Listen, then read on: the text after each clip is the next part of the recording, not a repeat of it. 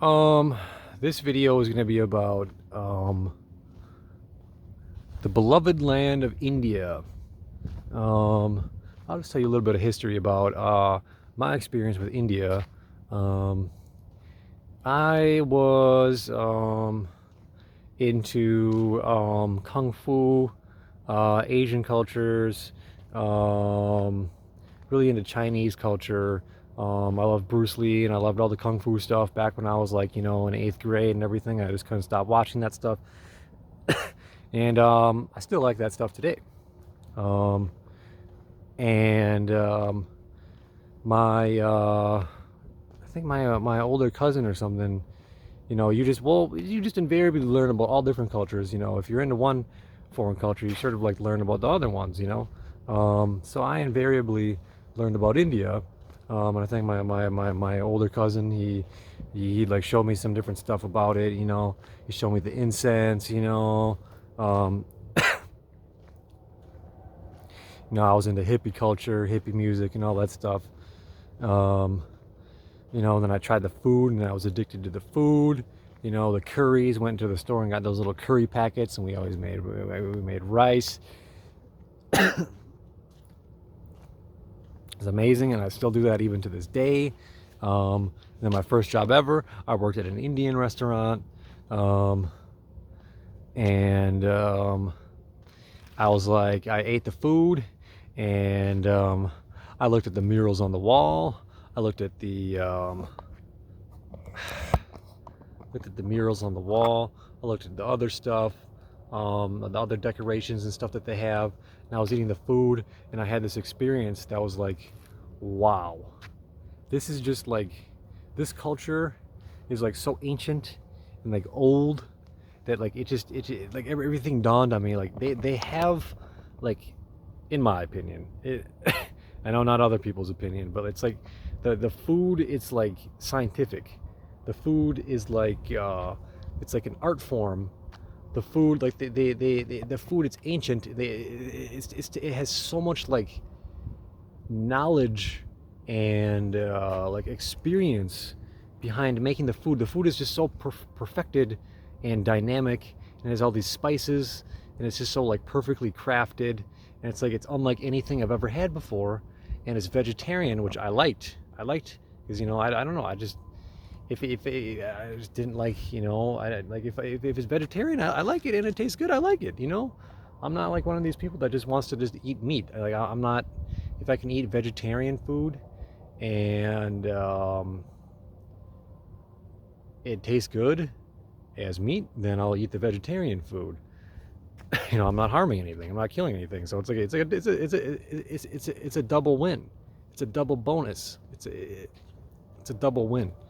Um, but I was eating the food, and and I'm like, this is amazing. It just tastes so amazing. It tastes so good. Um, the flavors are so complex. It's spicy. It's this. It's that. It's everything. All the flavors. Salty, sweet, spicy, whatever. It's amazing. They had it all. They had the little yogurt. They had the spiced potatoes. They had the cabbage. Um, and then they had the lentil soup, sambar they call it. And they had the papadum, lentil wafers that you dip in the soup. Then you had the naan bread. Then you had the curry. And then the mango ice cream at the end. And I was like, this is amazing, man. This is absolutely amazing. But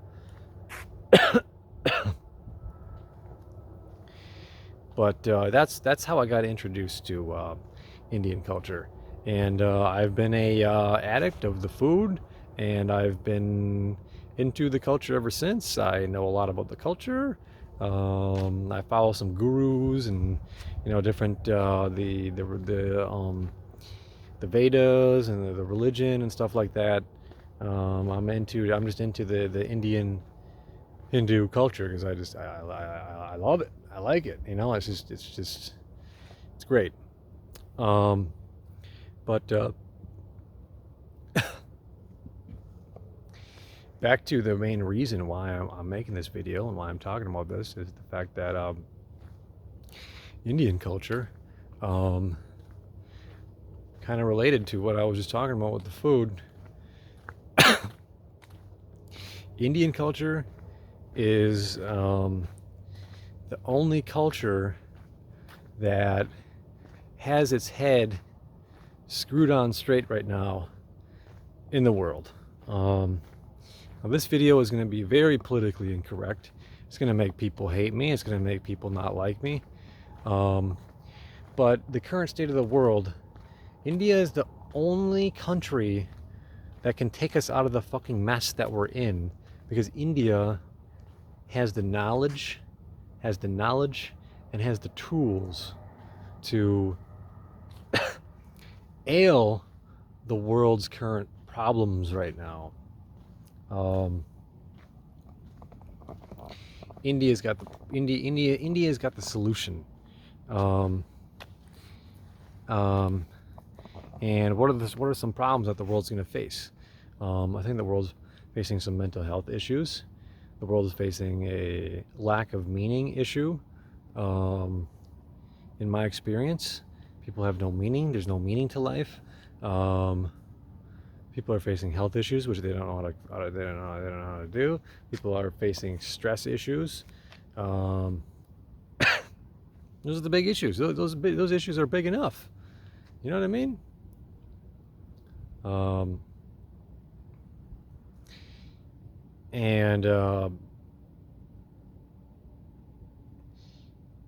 India is the country which can take us out of the weeds. India is the only country right now that has its head screwed on straight, in my honest opinion.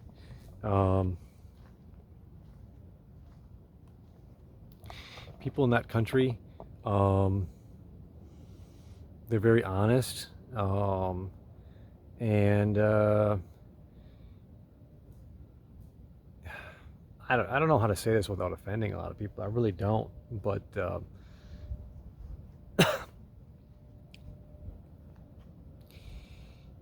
a lot of the Western world and foreign parts of the world, people just have no clarity, man. People have no clarity. People have no calmness. People are just in this rigid, very compulsive state of mind, and it's not good. You know, the other parts of the world can be rich. America can be rich. Europe can be rich. China can be rich, but are they happy though? Are they happy? That's the thing. Hinduism and Buddhism too, it's a science of finding happiness within yourself. And it's a science of other things too. You know, you can make it's not just inner happiness too, but that's for a different discussion.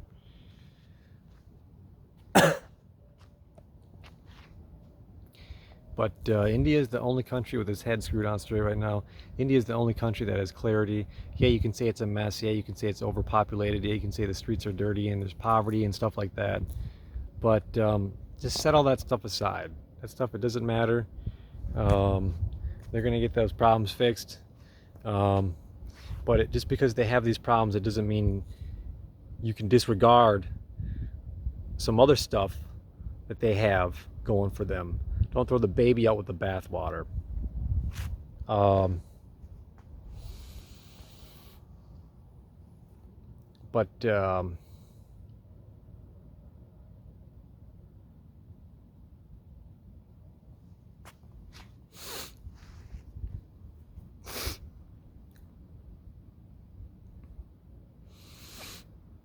Yeah, people are so divided. People are so divided in the world.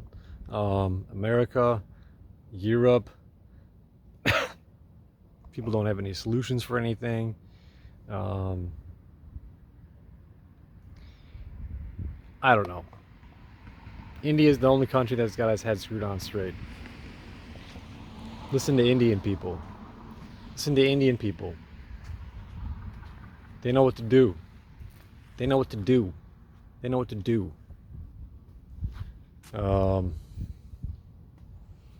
So yeah, I guess that's kind of all I wanted to say. Um,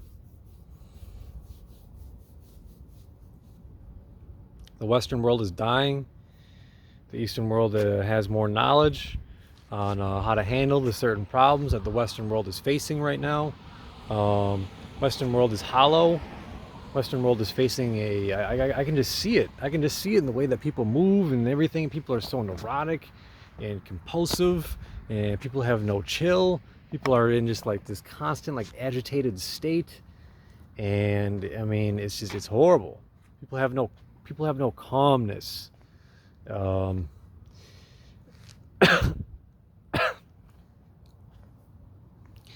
and People need to start changing their lifestyles. People need to start inculcating some spirituality into their lives. People need to start incorporating some healthy habits into their lives, some breathing, some meditations, um, do some yoga, just the simple, things that they teach. And um, um,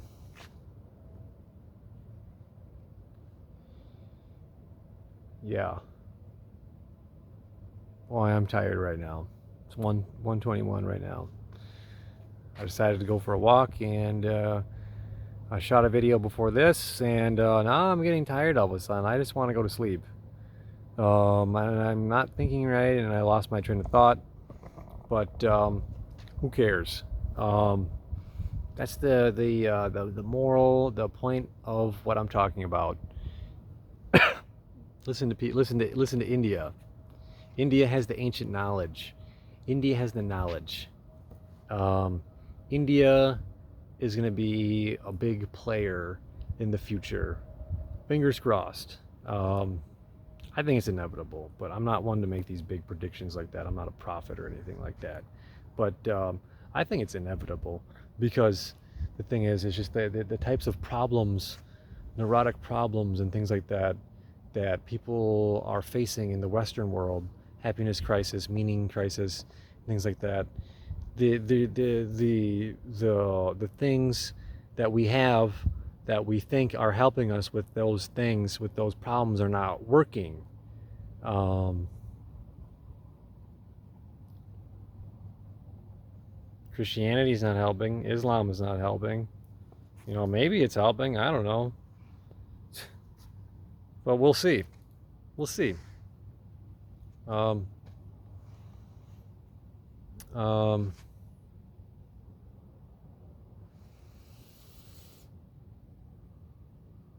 but yeah, and people are going to change in the future, and they're going to change for the better. Um, and India is great. If you haven't tried Indian food, try it. And you should look into their culture a little bit more. It's great. They got the answers. They're going to take over the world. No, I don't know. But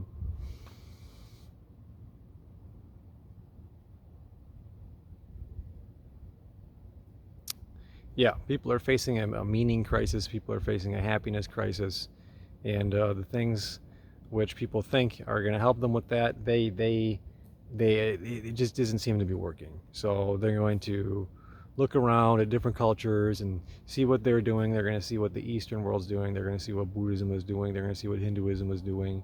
They're going to see what India is doing. They're going to see what other cultures are doing. And they're going to find out that there is meaning and truth and validity and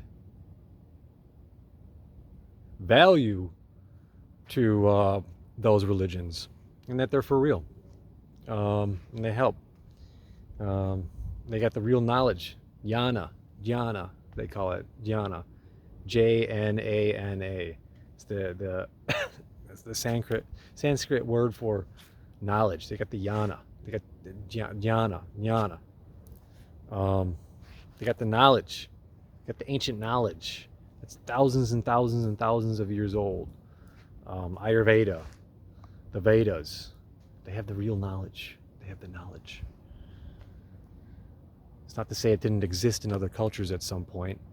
I think maybe the Egyptians might have had it, knowledge like that. The Mayans, maybe some people in Europe a long time ago. China still has that kind of stuff. But anyways, I digress.